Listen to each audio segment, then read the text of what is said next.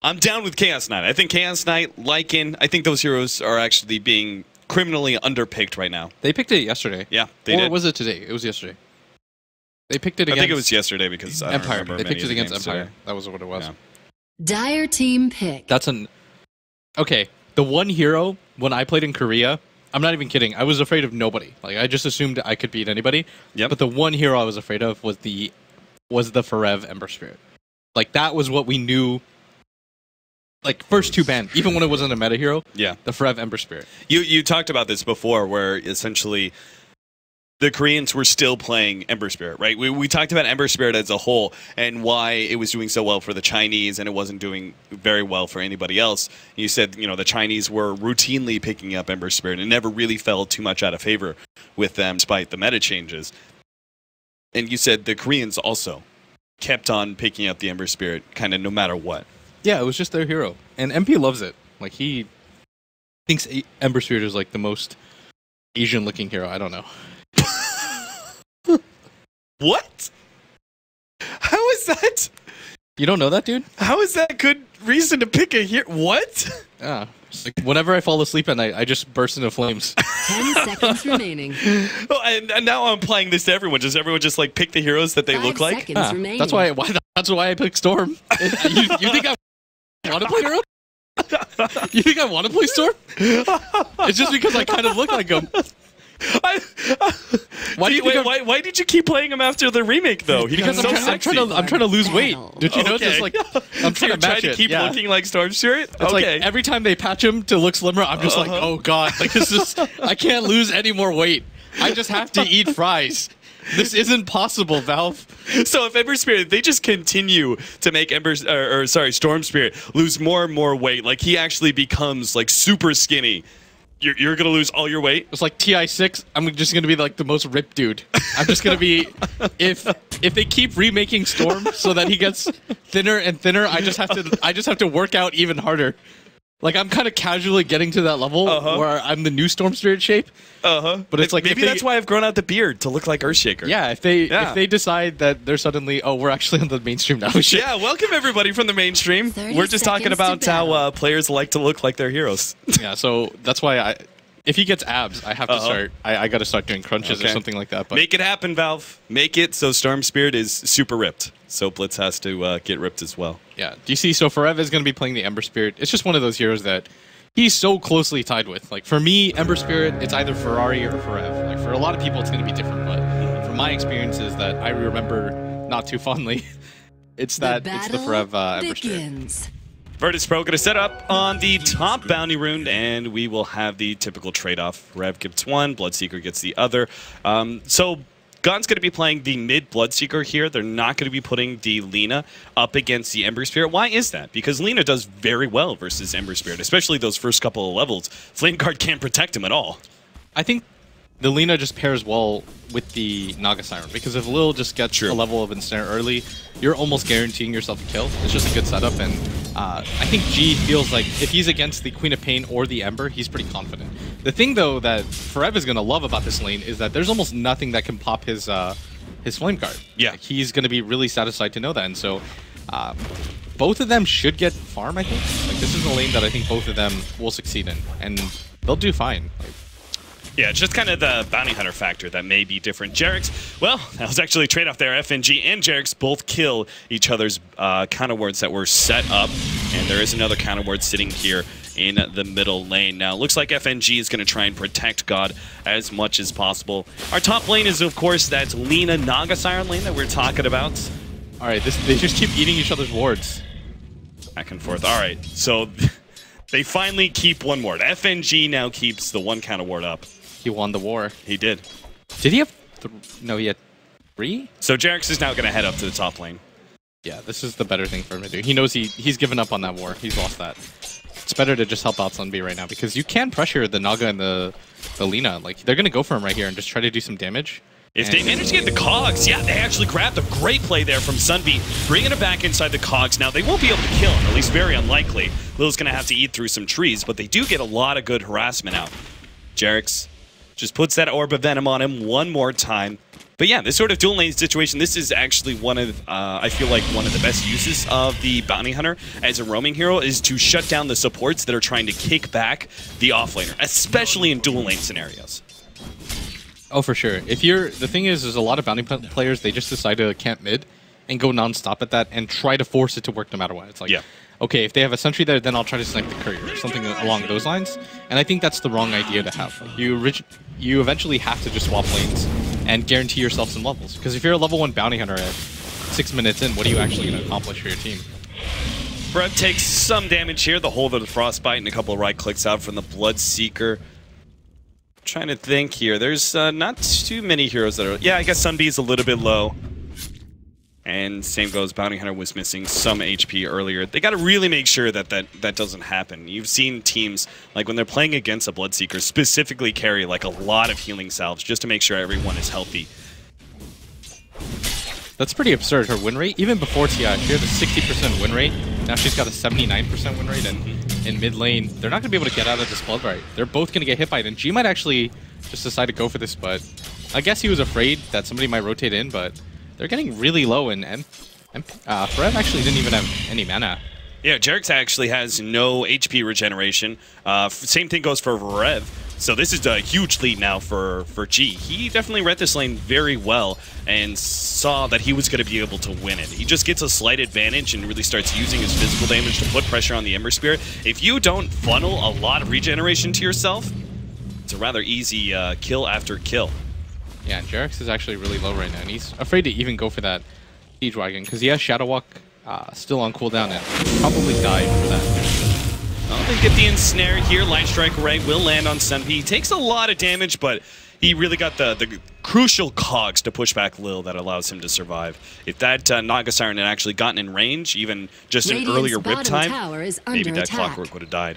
Now, MP comes to the middle lane. The Queen of Pain to match up against the Bloodseeker, but I feel like it's just a bit too late.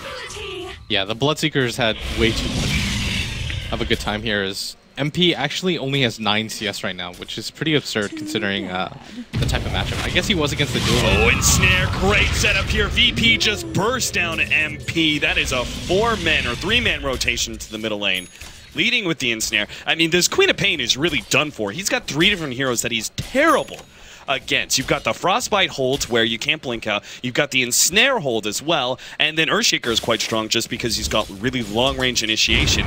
And later on to the game, of course, Blink Dagger and that chain stun is quite powerful versus any very mobile intelligence hero.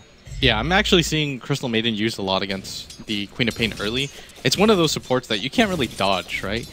Like, you can dodge the Vengeful Spirit stun using the blink, things of that, but against the Frostbite, you get held, you get held, and it should be enough time for you to almost always get that Blood Right off and chase. And the Crystal Maiden, at the same time, I think the biggest buff to her was that Glimmer Cape is now an item in the game. Like, it just makes her really naturally tanky. Right. MP blinks forward. Nice use of the play there. He is going to be Blood Righted. But we've talked about this a number of times. You can blink as a Queen of Pain against the Rupture. You just have to keep moving. And because the Rupture only triggers if you move below 1300 range under 0.25 seconds. Yeah, I think we talked about this matchup earlier, right? The Bloodseeker versus Queen of Pain and how hard it is for the Queen of Pain. Because you can throw out the dagger, but it doesn't actually do too much. Like, you throw out the dagger and then what? It's very slow damage over time, which the Bloodseeker just promptly kills one creeps and instantly heals back up to full. Something actually really interesting, though, is that Sunbee's doing really well at this top lane. Like, he's already got Tranquil Boots and 500 gold to boot. DK Phobos is doing a pretty good job at bottom, but Sunbee's... It's really crucial that he gets a really early level 6, because he's one of those heroes that is going to stop FNG and G from continuing to just dominate this mid lane.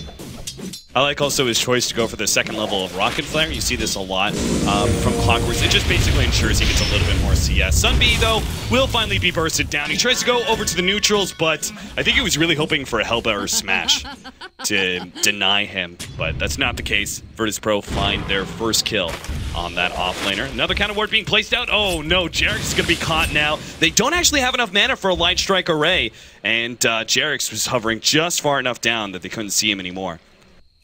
Yeah, and their sentry actually just faded right now before they could do anything about it, and Jax is going to be pretty happy with the situation because he knows now that they don't have the sentry there. Otherwise, they would have just gone for that ward, right? There's no reason not to deward it, and it's going to be pretty easy now for Jax to just sit up here and soak experience. And I like the way that Jax plays Bounty Hunter. I think he's one of the bounties that is better about this. But big jump onto DK Phobos, triple Remnant in order to burst down that Earthshaker. But God is now here with his Rupture. Frev has to go for the TP out, but he's immediately grabbed by that Ensnare and taken out. Heen went for the Glimpse plays, now going to have to TP out. Lil, of course, doesn't have that Ensnare anymore, so a clean escape for the support, but overall, that wasn't worth it for MVP HOT6, losing their Ember Spirit in exchange for an Earthshaker kill.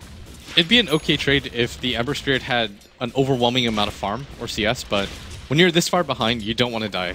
Especially as a carry, trading 1-for-1 probably isn't worth it, especially since the Earthshaker's life is kind of pointless. All he cares about right now is getting levels, because he already has a Soul Ring. He's almost got fully completed Tranquil Boots. So farming for him in the jungle is going to be pretty easy.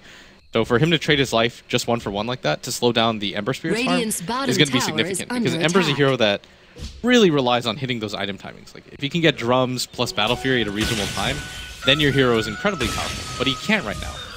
Every minute that gets delayed just means that VP's 5-mana is going to be even stronger. Queen of Pain found a haste rune. I was just wondering, are they going to try and shut down this Bloodseeker a little bit more? Because God is just having such a great time in this middle lane. He's got for some basic stats, which I really like. Magic Wand, Dread, Ring of Aquila.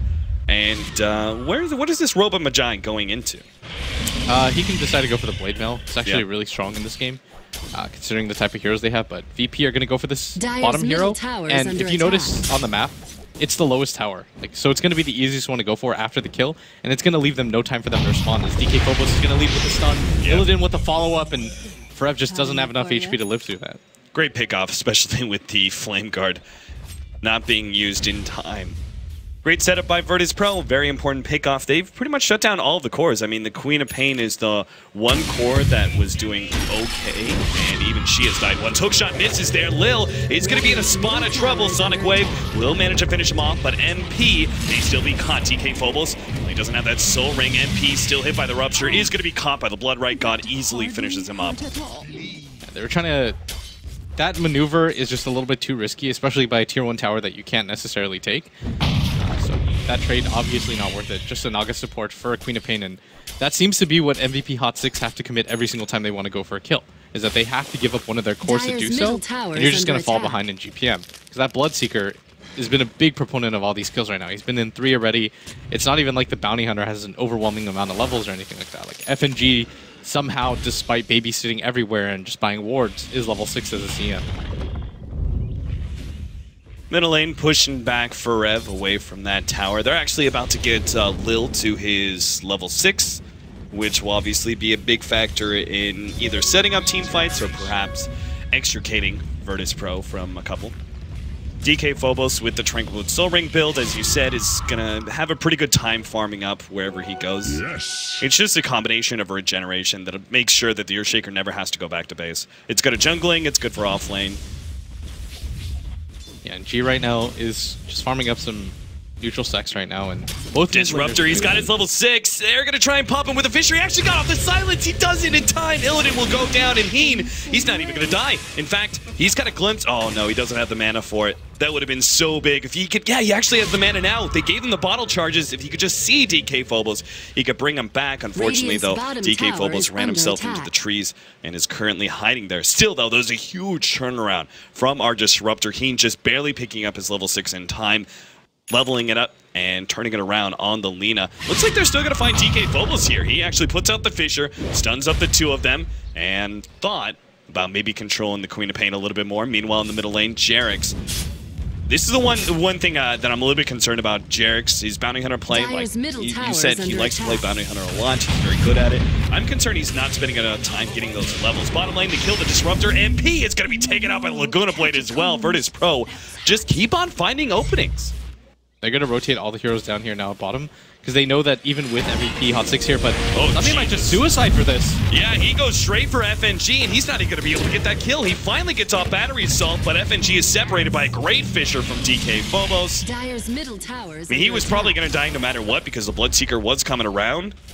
Radiant's But top tower is that was under a attack. very clear suicide play to try and kill that Crystal Maiden. And just that trade-off doesn't feel like it's worth it. No, not at all, because you're still giving up experience and gold to 4 different heroes that were there. Radiant And structures the are likelihood that you fortified. get that kill is quite low. And all this is doing is securing that VP are going to get this bottom kill on tower. Like the Radiant's thing bottom is tower if you has lose 2 fallen. heroes down there and your tower's at like 400 HP, that means they're almost certainly going to go for it because you have 0 time to prepare. So instead of sending heroes down there further to just feed, you should go for the split push and just kind of split the map up for better farm overall. Because all you're doing right there is giving them kills or giving them the potential for kills, which is even worse. Like losing the tower is bad enough.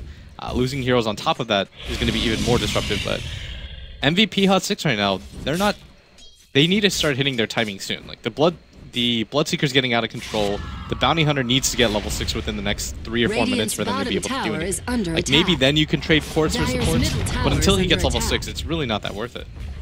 Can you talk to me a little bit why we're seeing the like last game it made I guess a little bit of sense because it was a lot of 5-manning, but Illidan could be going for another Bloodstone here. He went for the early point boost. I'm not sure if that's just value for the Aghanims later on or if he's going to go an actual full-on Bloodstone. Illidan's actually going to be jumped here. The Director pops his ultimate and makes sure that Illidan does die. The sleep is there from Lil, but unfortunately it's not enough to save the Lina. Still, though, they're in a really good position to go for the ankle slam. They hit it right before the glimpse sends it back, but still, Forev is able to get away enough distance thanks to that haste rune. Nice catch there on MP, though, with the ensnare.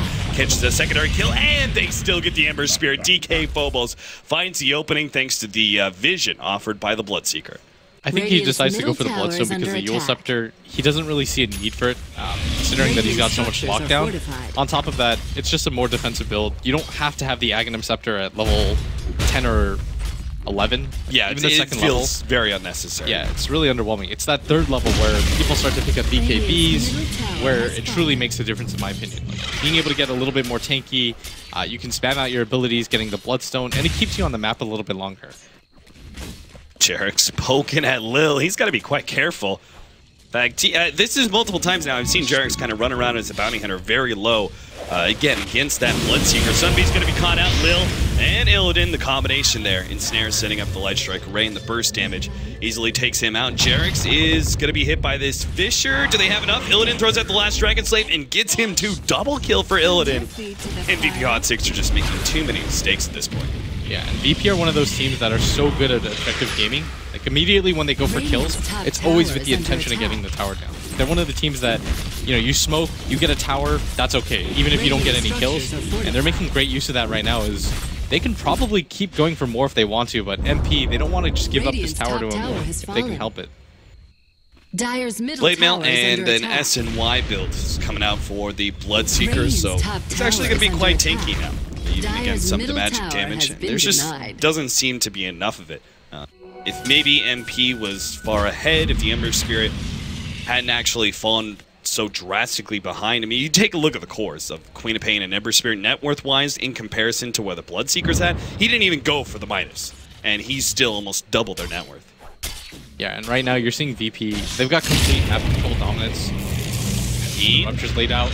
Yeah, Disrupt. Yeah, he's going to be able to TP away. No problem. Bloodseeker can't get to him. Time farther up, though. Sunbee, nice attempt at a hook shot, but unfortunately the last right click there is still there from Illidan.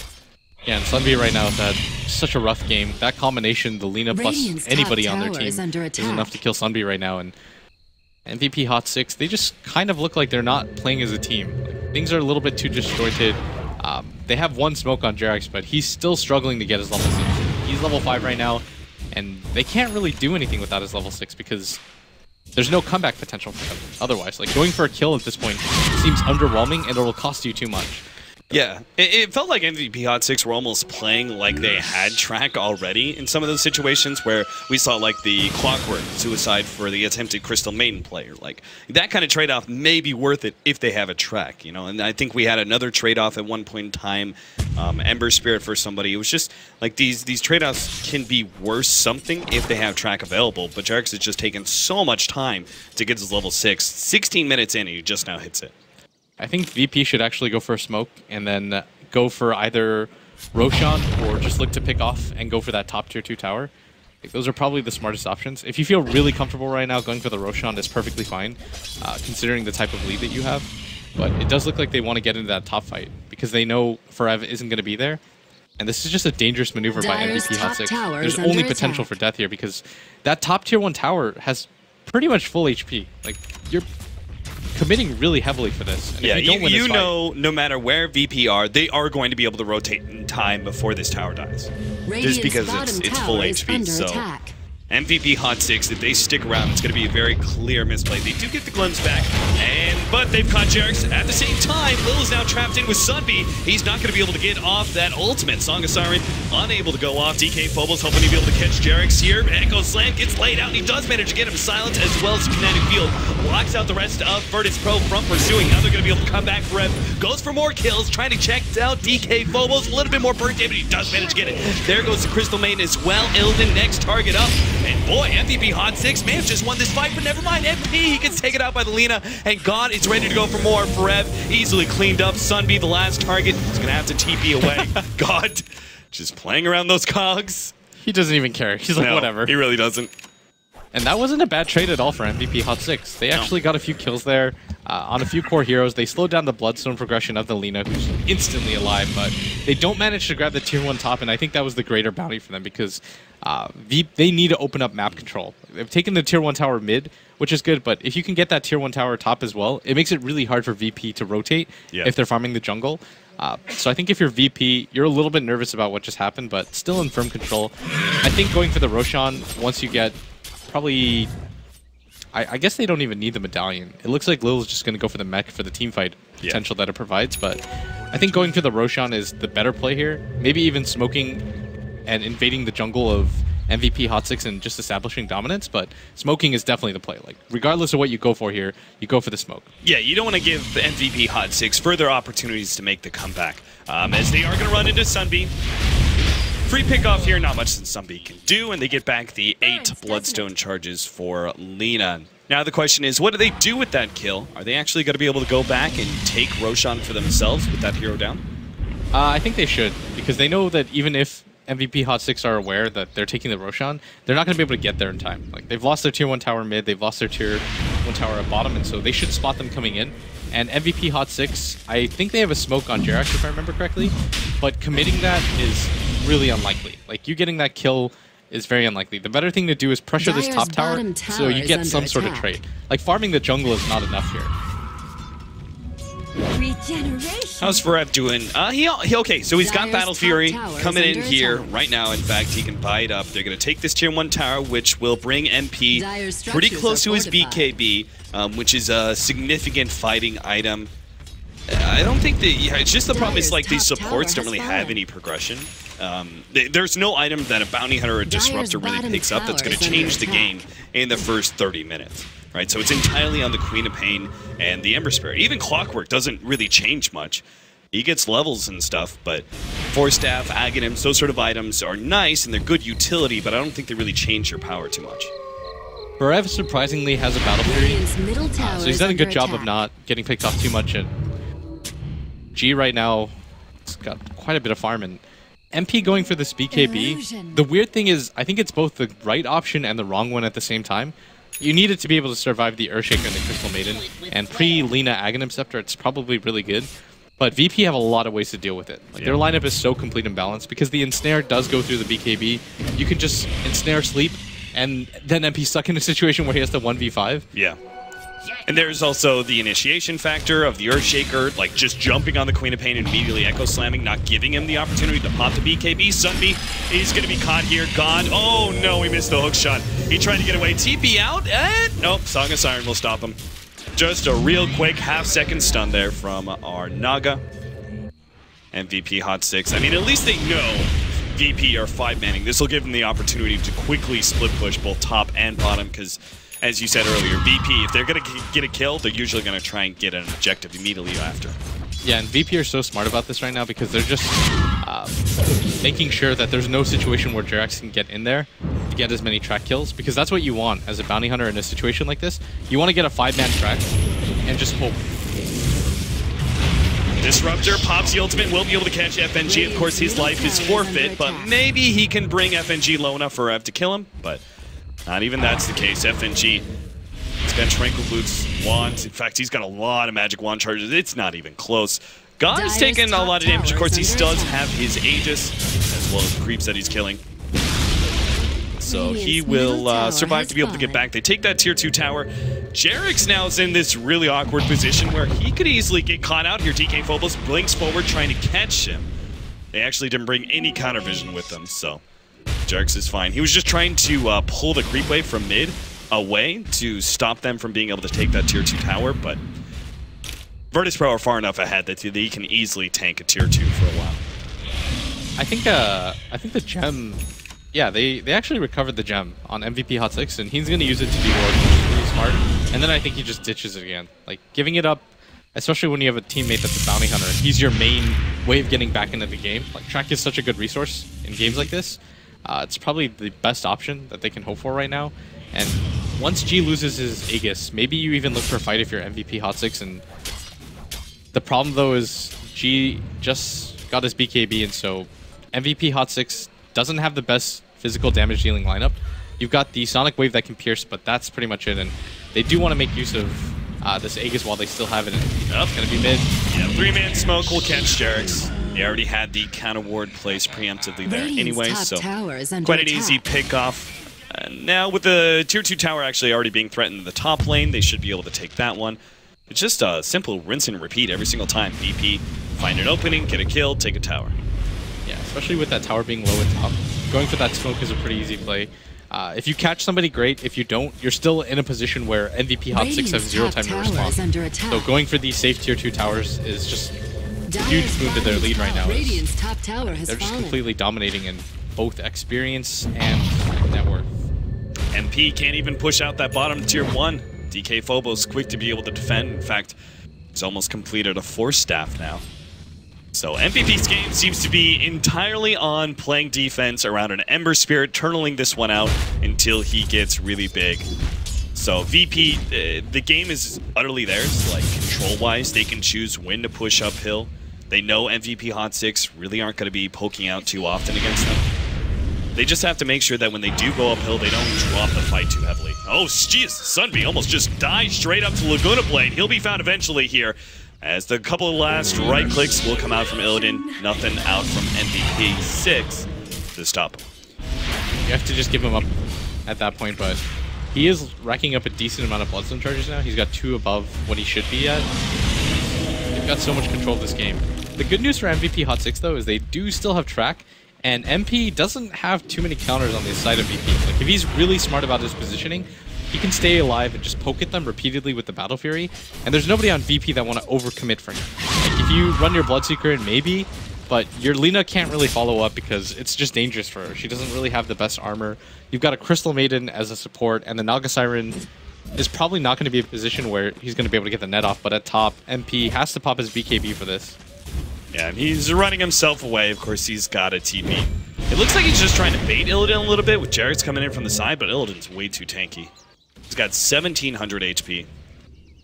So now Virtus Pro will just go for the last remaining tier 2 tower. God's got a Blade Mail, SNY, now a BKB. What's his next item?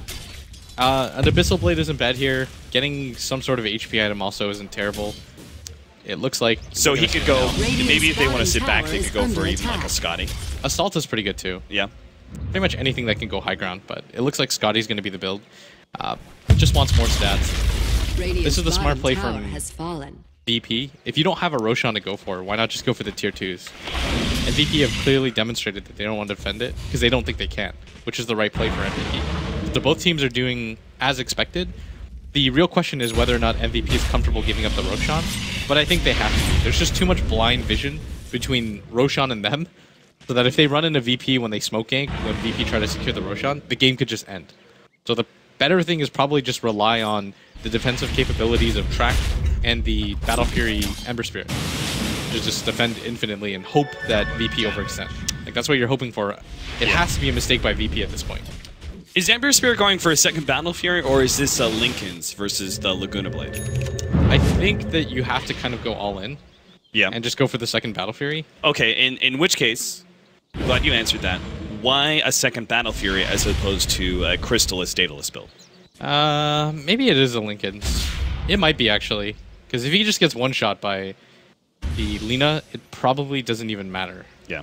And there isn't the best single target on the side of VP. Like, maybe she can blow it with the Yule Scepter, but I almost feel as if MP has to, or Forev has to continue to go late game items and just damage dealing items rather than just going for defensive stuff. It's kind of like when I see a team that's really far behind and I make the call for Divine Rapier, just because I'm like, you have to go all in. Sunby is going to try and catch out Illidan here. Immediately eats through the cogs. Very good play from Illidan, and he's so fast thanks to Fiery Soul that he will be able to stay one step ahead of these heroes despite the track extra movement speed. The rest of VP here to defend him, so MVP HOT6 quick to retreat. That's not a bad move for them to go for, though. That's probably the main kill that they could have actually made happen. So you still have to get somewhat aggressive and punish when one hero just decides to push up by himself, right? You can't just let VP establish that much control where one hero can pretty much scare 5 heroes into being inside the base. But I think Forev should save for buyback more than anything, especially if he anticipates VP going for it. But VP is probably just waiting at the next Roshan. Absolutely securing the win against a bounty hunter is probably the smarter move here. Tower is under attack. Dire's bottom Roshan tower will is be falling. up in about 2.5 minutes here. The Virtus Pro gonna have to wait a while longer till late Roshan, but that's fine. Still need to farm up that Scotty anyway for G. They actually do have the Aghanims now for the Lina, but he can start building into a further right-click build, such as the AC that we've seen a couple times from both Lina as well as Queen of Pain. Yeah, it's just a really good build. It helps fight physical damage a lot, and it makes you so tanky versus the Ember, who doesn't have a ton of money. And there's the Laguna Blade and right-click. Oh, that is a 2-shot. That's some damage. Illidan does damage if Jerax needed Any to question be informed. about it, yeah. Like, hey, what's up? I one-shot you. Alright, who else does he one-shot? Brings Disruptor like Dragon Slave, Laguna Blade. That's all he really requires. Let's just say he does damage. But they're, interestingly enough, I think what they're trying to do right now is just push in the lanes and then go for the Roshan. Like, just make sure that they can't really respond. I don't even know if VP really have to wait for it. It would secure them to win, but they don't have to, I guess. And it seems like they're more comfortable just going for it right now because they have such an advantage in items. Alright, the first siege uphill on this tier 3 at top lane. Forev. Oh, nice setup here. Nagasiren's going to be able to catch multiple DK Phobos. He's going to go for the attempted long-range Fisher play into the angle slam. They're not going to be able to catch either one of those heroes. DP can be activated by God. Immediately goes for Heen, who couldn't get out the good Static Storm. Sunby jumps in. They managed to get the Crystal Main thanks to the Queen of Pain, but that's about it. A 1-for-1 trade-off so far. The rest of VP start beating on that tier 3 tower. They forced out the Glitz. Oh, Jesus. There goes Jerax. Once again, the Laguna Blade just kind of one-shotting him casually. And Virtus Pro, I mean, they've already blown their Song of the Siren. They've already used the Laguna Blade. It doesn't seem to make much sense to try and push uphill again. That is so scary. That's just like the life of an ant. You don't know if somebody's just going to accidentally step on you. It's like Jerax is just hoping that Illidan saves it for somebody else, but just instantly getting blown up. And MVP doing the right thing here, not overextending, waiting for VP to hopefully do that again, because they did get a track kill on the CM, I believe. They're probably okay with this, and they're just hoping that VP stick around for a little bit too long. They know they don't have the Aegis advantage, but VP smartly just backing out, circling out, and I think going for the Roshan here. Yeah, this is a perfect opportunity for MVP HOT6 to try and force something. Like, if there's no bigger opening than this, where you know Roshan's about to be up, and the VP team is backing themselves up, unfortunately, they didn't actually find anybody with that 5-man smoke. They were so close to seeing Virtus Pro taking away. Oh, this could be the they know he's there. Jerax is going to see him. They do have the hook shot ready to go. It's just going to be a long-range one, and it doesn't seem like MVP HOT6, the rest of the team would be able to follow up immediately, so they don't try for it. Missed opportunity, it seems, and Virtus Pro will now center up on Roshan. They've got a double damage. That doesn't make it the easiest Rosh ever. I'm not sure what does. Roshan wants them to do this. Like, claim me.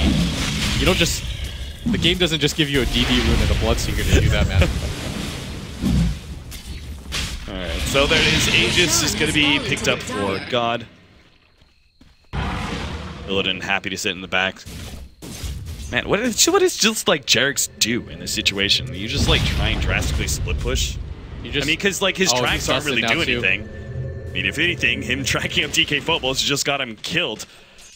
Keeping range, Jerax trying to hide himself. Good attempt at a play, but there's going to be both the Frostbite and Enchant Totem FNG. I guess he really wanted that kill. Drops the ultimate. What he's trying to do right now is just drag the creep wave away to make things hard for MVP, or hard for VP, but he just can't really do too much right now. Reb jumping around a little bit with a rupture. Virtus Pro. Yeah, now they're actually going to jump in. MVP HOT6 trying to lock down Illidan, who's going to force stab over the cog. Sunby, though, Company and Snare, and gone with the BKB. Doesn't really care too much about the blade mail. Will be able to pick up that kill. Lil immediately pops the ultimate in order to reset this fight. And now DK Phobos, as well as Illidan, are going to be able to get their abilities off. Stuns and, well, good silence out, but unfortunately, it still is the death of Heen. And Virtus Pro have more ultimates to go forward here. Tier 3 tower is going to fall. Still have that Echo Slam ready to go. They got to be careful. Rev is going to be hit here. Yule Scepter, Light Strike Array. No, they're not even going to try to. They know Rev's just going to jump himself out. God is going to fall here. That's the Aegis. And he's kind of in a bad position, so Virtus Pro need to move forward to try and defend him a bit. DK Phobos just threatening them with his presence. Sonic Wave brings DK Phobos low. MVP HOT6 starts surging forward to see if they can still get a pick off. But that melee Rex will end up going down. The first laner Rex to Virtus Pro.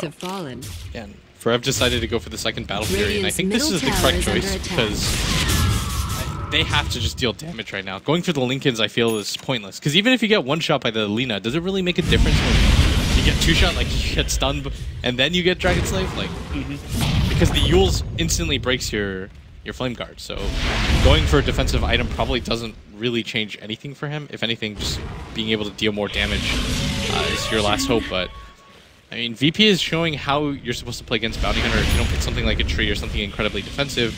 They're just 5-manning and playing objective-based Dota and not allowing the Bounty Hunter to ever get anything. Like, when they back up as 5. When they decide to push, they make sure that they're covering each other's angles. And they're just not giving Jarex any sort of room to make. Track kills happen. 4-man smoke VP looking for something in the enemy jungle, but Virtus Pro has so much control. They're already on the MVP HOT6 side of the map. Looks like they're going to go for a mid lane push now. Also, the problem is, if they don't actually manage to quickly kill somebody, which I'm not sure how they would be able to anyway, there's always going to be the reaction from Lil, with that Song of Siren kind of resetting. Dire's courier has been killed. Yeah, they actually lost their courier, Jarex, able to snipe that, but you're going to need about 12 of those to make a difference right now. Didn't even have any items on it. Is under attack. Virtus Pro, Echo Slam, catches out for Rev, but immediate response is there from Heen to make sure there's no more chain stunning, and DK Phobos will end up going down here. This is also a track kill for the team. Illidan was caught inside the cogs in a bad position, but God just keeps on pushing forward. MP trying to get back to the fountain, but he has to run, and he's still got that rupture on him, so he just throws out the Sonic Wave before he dies. Somebody focus down God. He's in the middle of your base. We're just running Rickshaw over all of MVP. Now Lil pops the ultimate just to make sure that those double buybacks don't actually get anything for MVP HOT6. Fred still desperately wants to pick off, and they will be able to get things to glimpse. Pretty standard Disruptor versus Naga Siren play. The important thing, though, is that the damage was very limited. VP managed to get almost everyone out thanks to that Naga Siren sleep. Yeah, but MVP, they got a few track kills, and more importantly, they just proved that they're able to hold. I think that the Aegis was blown as well. A while, but I mean, MVP held. They didn't have to use too much. I think the Queen of Pain bought back. You got a few track kills. You forced VP to overextend. And you got the gem back, probably more importantly than that. They were able to get another gem. So they've got 2 in the base that belong to FNG. And so it makes Jarex's job a little bit easier. Now that he knows there's no guaranteed gem for VP for quite some time. And having sentries is okay, but it's not the ideal situation. Actually, they're about to get one in 8 seconds again. Probably just going to buy it and run down mid again. They're trying to threaten the Lina here, but she's not so scared. Afraid. I mean, the Queen of Pain just, her damage is so limited at this point. And she's kind of the only other damage dealing source when the Ember Spirit isn't around. He's busy trying to push out that bottom lane. Yeah, I think now you go for the crit. Yeah, he's actually just all in damage. He doesn't really care. If you die, you probably lose the game anyways. Oh, he went for Boots of Travel instead of going for the Daedalus. He's trying to split push as much as he can. Right. Just send one back. You can't only play defense in this type of lineup. You have to force VP to return to their base at some point in the game. Otherwise, Virtus Pro will just grow a very large economic advantage now. They've already done so over time thanks to What a great game this has been for them. Almost a 25,000 net worth lead, 20,000 experience being had by them right now. They're not grouping up yet, but I don't think that it's quite necessary for them to have to at this point. They can play pretty much however they want. Like, if they want to wait for the next Roshan to go for the high ground, they're, you know, it's more than well within their right to do Is so. there, at any point, does it become a detriment waiting for Roshan? Like, say they pick up this next Roshan, they go for a fight. Say they get the top lane of ranks, but they lose 1 or 2 heroes and they lose that Aegis again. Do you wait for the next Roshan? At what point in time are you just giving too much time to MVP HOT6 for them to farm up? Rev? Oh man, I thought he was actually going to be able to get away from this one, but he didn't have the Remnant out. It's going to be able to make the double jump, and he's still okay. Just barely able to survive through that burst damage. I actually thought he had a Remnant in the back. I thought he did too. Yeah, but still good timing on that Sleight of Fist to be able to avoid everything. So he does get off without dying. I think if he died there, that would have been VP signal to go. But that's what I mean. He has to take risks to go for the split push. You should have a Remnant up, but you're still going for the play to try to create space around the map for the rest of your team. It doesn't matter if he's the only person getting farmed. Then all they have to do is all in commit for Forev, and even if they lose 3 heroes doing it, if the Bloodseeker and the Lean are alive, it probably doesn't even matter. Well, that's an interesting ultimate. They're trying to catch Jairus here. We'll be able to get him with the ensnare. They bought the new gem too. That's what I meant, is you're just trying to give them as little avenues of comeback as possible, and getting Jairus out of the game and just making him useless like this is probably the biggest thing that you can do right now. He's getting close to the Abyssal Blade, but seems like Virtus Pro not going to wait for that one. They don't have to. They know that if they trade for Rex here, it's a good trade. Even if they lose 3 heroes of track, they're probably still in a good enough position where they can go for this. And they can send Illidan in first because he's got so many Bloodstone charges, he'll be back in 10 seconds. And he's got boost of travel. That's exactly why Sunby needs to force something, because the double Battle Fury build from Forev is making it so the Sleight of Fist on 1 hero just doesn't do anything. Yeah, and they're just going to go down with this Rex. Illidan still has his BKB up, same with G. They've got enough time on both of their BKBs right now that they don't have to worry too much, but MVP can't just let them take Rex. Second lane of Rax seems to be going down without a fight. MVP HOT6 forced away. Now they make the jump. Glimpse also goes down. They push back Illidan. There goes the Sonic Wave as well. Lil immediately pops the ultimate to see if he can catch MVP HOT6 as they try and retreat. Doesn't look like there's a good opening for them, so they will back themselves up. TI5 is actually now jumping back in with the Echo Slam. The ultimate goes out from the Disruptor as well, trying to stall that one up. Keen, forfeit to God. TP out from Sunby, despite the fact he's inside his own base. He had to make that kind of play against the Bloodseeker. Melee Rax will end up going down. There is a buyback from our Disruptor, seeing if he can't catch someone here with a glimpse. Looks like they'll get Illidan, pulls him back a little bit away, but he's too far forward. Immediately, Laguna Blade takes him out. Battle Fury bouncing around with a Sleight of Fist. Almost finishes off DK Phobos. Looks like FNG may go down the Sonic Wave to finish him off. And the rest of VP actually dropping lower and lower. Sunby trying to force this as God will eat his way through the cogs and trying to get away. And Forev is going to jump forward and go for that light Sleight of Fist, but it's still not enough. 55 HP. Oh, they missed the rocket is too. what he lives on. Sunby, a miracle rocket. You gotta do this. G's got such a streak on him. This is a 12-0. You've got to go for the YOLO rocket. They see the vision. No, he's already healed up too much. Oh no, if they actually pinged for it too, I don't know if that would have made a difference, but that would have been a track kill and a godlike spree for Sunby, who desperately needed that. He's 0-9-9 right now, but MVP HOT6, they managed to repel VP at the cost of a lot of lives and their racks. Yeah, and Virtus Pro are now set up. They can wait on the next Roshan. It's 1 minute left. MKB is the option here for Lina instead of the Sol Cuirass that we mentioned. Either way, it's still a right-click build. Yeah. Why is it specifically MKB? He actually has no evasion that he has to deal with. Because I guess going for the data looks really good. He doesn't feel like he has enough attack speed, alright?